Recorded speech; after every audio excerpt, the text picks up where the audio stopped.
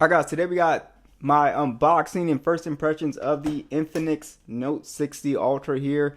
We got some specialty packaging here as well. So, see what it's all about here. Oh wow, very fancy. Alright, so let's go ahead and see what it's all about. Here's the phone itself. Oh wow. Get that off. Beautiful looking phone. Kind of has like that carbon fiber look to it. All right, this is going to be a wow. We get quite a bit of stuff here. We also do get looks like a screen protector. Nice. You actually get a lot of stuff in this box. Screen protector and looks like a case, again going with that carbon fiber kind of theme here. This one has a little bit of a texture to it. Very nice. And we also have the 100-watt charging brick. Alright, so this looks like a wireless charging pad. So okay, yeah, so it has like this little race car in here, and this thing has some weight to it. So the charging pad just goes in here like that. Oh, yeah, that's pretty cool. Yeah, wow, kind of heavy. And let's see what else. It's just like a card. Here's a SIM ejection tool. That's pretty cool. Alright, so a few more things I wanted to mention about the hardware is it is 202 grams, and then we also do have IP64 dust tight and water resistant, so you cannot like really get this phone wet. It can survive like splashes and stuff like that, but I would just be careful. Also have this button over here, which is basically a universal button, so you can assign it to any application you want, which I'll show you guys. But that's pretty much it with the hardware. Alright, so let's talk about the screen here. So this is a pretty big display. It's a 6.7-inch AMOLED panel here, and it is 144 hertz. It gets pretty bright, up to 4500 nits peak brightness. And we have a pretty nice resolution of 1208 by 2644 with a pretty nice PPI of 429. So icons and text look pretty good. We also have pretty good color feedback on here as well too. So the display is pretty nice, and you also get really good screen to body ratio on here as well, around 89.5%, so pretty close to 90% screen to body ratio. So I think the overall colors look great. And I really don't have an issue with the panel here. You also have Ultra HDR support, which is pretty nice as well too. So yeah, if you are watching content on here, it'll look pretty good. And like I said, outdoors it's actually pretty bright. So that was one thing that I was really happy with. So this phone has a bunch of features, guys. So that is one thing that I really love about this company. They pack these phones with like everything. So I want to talk about the active matrix display here. This one is pretty similar to the Note 60 Pro, but this one has even a cooler kind of like LED effect down here for like notifications and stuff. But of course you can mess with the overall settings here and how bright you want stuff, and you can mess with the overall look of it. So you guys can see here, you can change the look. And it's just a really cool way to interact with your notifications. I really like it. That is like the AI assistant. And you could use it for calls, and it even has like little games and stuff on here as well. So if I go right here, you can see more settings. There was like right here. So there's like a pretty cool game.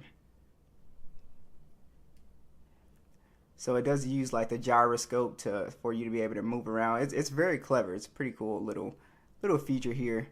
But like I said, it's mostly used where its actual usefulness will be with notifications, just giving you a cool way of looking at notifications, in a not so boring way. But yeah, I really like the active matrix display here. You also have a few other cool things going on here. as well. Like I was telling you guys about the one tap button. So you guys can see here, I can basically assign this to pretty much whatever I want. If I want to bring up the AI assistant, and if I want to bring up, you know, pretty much any app, I would just hit custom, and let's just go ahead and assign it to, you know, YouTube here. So you can also subscription shorts. So I want to go straight into brain rot shorts. Just click it, boom. Of course, my content comes up first. Now that sensor that I was telling you guys about on the side of the phone, you can do your heart rate, you can do manage blood oxygen, and this right here, your heart rate variability, stress. So let's see what we got here. It doesn't take that long. You just have to keep your thing on here for, it looks like 30 seconds. All right, so you guys can see we got it measured everything. We got a stress 19, all in normal range, stress level pretty low. So very cool, you know, little feature to have. It doesn't just stop there. It has a feature that I really love, and I believe like pretty much only Xiaomi does this, but Infinix does it too. They give you the IR blaster, which I feel every company should give you an IR blaster, guys. You can control all of your TVs and appliances. You got projectors. I mean, you guys can see all the stuff it lists. This is extremely useful. I do not use remote controllers ever since I got introduced to the IR blaster. It's just it's super convenient. So I really like the IR blaster. I wish every phone again had that feature. Let's talk about the benchmarks and scores here. Android 16, you get 3 years of major OS updates being promised. It's running the XOS 16, and then we have the MediaTek Dimensity processor on here as well. These are the scores that I got just running the test. Sometimes Geekbench you have to run the test multiple times, but I've seen people get into the 16s and then the 6000s on this phone. So yeah, so those are like, you know, the range. You can it's kind of on par with, I would say, it's like a Snapdragon 7 Plus Gen 2 basically. It's on par with that. Yeah, it's pretty much on par with that. And I mean, the multi-core score is kind of on par with like an 8 Gen 2 actually. Like I said, because we actually get higher scores in this. Here are the Wildlife Extreme scores, which are pretty good. You can see here are the frame rates we're getting here from this Dimensity processor here.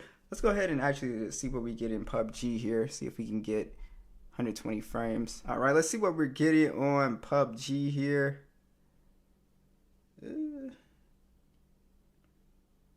Oh, so we actually get 120 frames. Wow, that's crazy. 120 frames, super smooth, guys.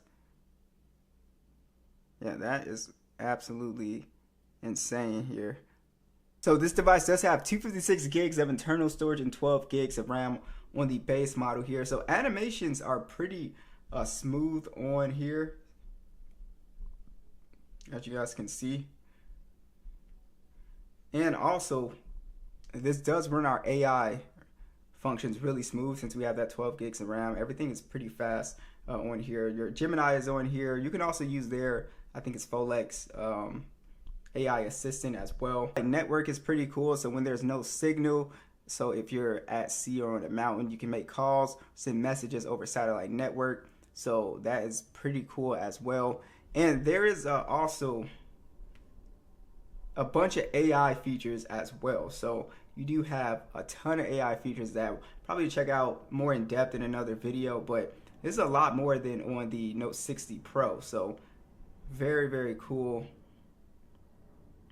The AI theme generator seems like a pretty cool one as well. So this is stuff that you can kind of mess with. You can just text the image and do a bunch of kind of cool stuff here. So again, I'll probably play around with this later, but yeah, you have your AI features all here. So we do have speakers on here tuned by JBL, so we got them at max volume. Let's hear what they sound like.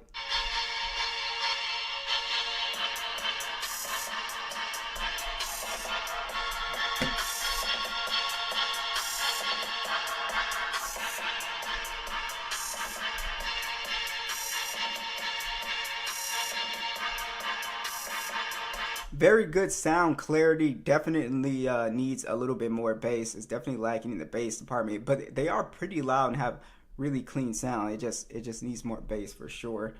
Uh,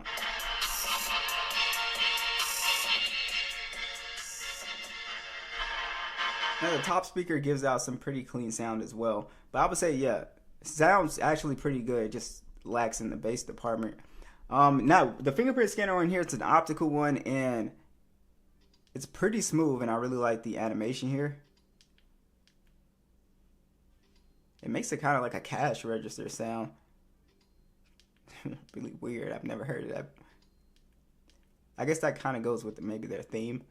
But yeah, so the animation's pretty smooth and I don't really have an issue with it. You can use face unlock as well too. Now with this camera, you have a much beefier camera setup than on the Note 60 Pro. It's a 200 megapixel standard and a 50 megapixel periscope telephoto, 3 times optical zoom, which will punch in all the way up to 100 times zoom. So that's pretty cool.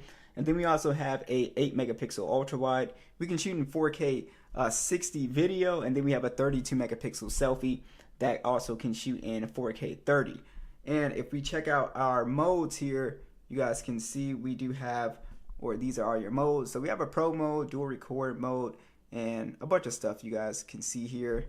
And down here we have super night, street snap, our portrait mode, and our ultra HD, which will get us that, you know, really high res 200 megapixel shot here. So I think the overall photos look pretty good. I was really more impressed with how good the colors are. Very, you know, pretty natural colors on here. I thought the telephoto lens did a pretty good job, and I think the main lens is also pretty good too. Like I said, most impressive thing for me was the color, and video honestly looked pretty solid on here as well. Again, giving me really good color, some pretty decent detail.